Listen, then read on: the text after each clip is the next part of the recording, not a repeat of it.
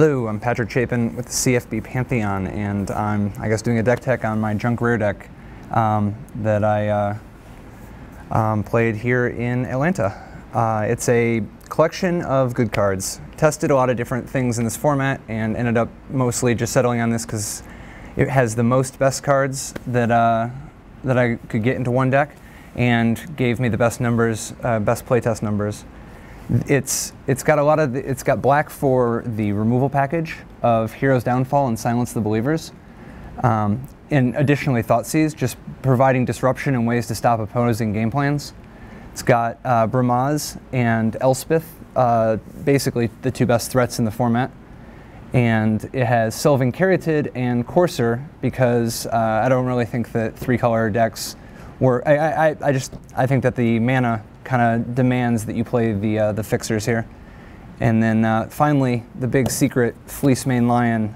It was instead of playing like Bile Blight or other cheap removal spells, I wanted something that could block against an aggro deck, but was also a legitimate threat against people who have lots of black removal. It also helped attack planeswalkers. And then this is just rounding out, a few more additional threats, a little bit more.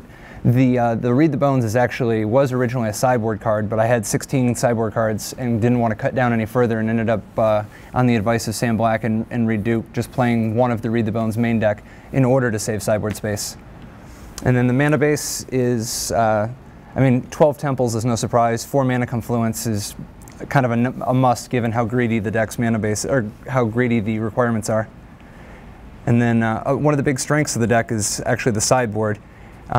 Black and white offer just fantastic sideboard options anyway. Drown in Sorrow against aggro decks, super important because we already have so many ways to beat one big creature, particularly with Bestow, that having a way to sweep lots of little ones is super valuable. To a degree, Bile Blight also serves this purpose, but has some other functionality.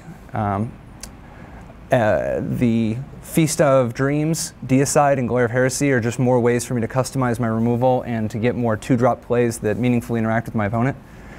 Read the Bones and Thoughtseize against controlling mid-range decks. God's Willing, kind of a last-second addition. It's a trick to add a different dimension against black removal decks. Sometimes it's a time walk, stopping, like they spend 3 or 4 mana and it gets countered for 1. And then finally, Boon Satyr and Arbor Colossus, because I wanted to have more threats to be able to bring in. Boon Satyr being particularly good against Prognostic Sphinx in case they block, then you surprise blow them out with the Satyr. Plus, I just wanted something that hits hard. And then Arbor Colossus was an important card against Naya. The only real ways they have to interact with it are like Chain to the Rocks and Banishing Light.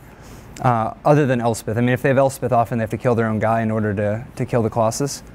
But if they Chain to the Rocks or Banishing Light it, I have a lot of ways to get rid of their enchantments to get it back. And overall, I've been super happy with it this weekend, obviously.